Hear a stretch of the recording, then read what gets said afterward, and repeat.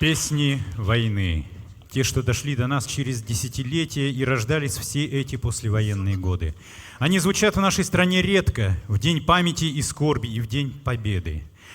Поклонимся тем великим годам и послушаем известную мелодию Матвея Блантера «Казаки в Берлине», которая прозвучит для вас в исполнении лауреатов и обладателей гран-при республиканских, всероссийских и международных конкурсов, чемпионов России по баяну и аккордеону в категории ансамбль в возрасте участников до 15 лет, обладателей грантов главы города Ижевска и фонда «Новые имена» Даниила Красноперова «Баян» и Артема Климова «Баян».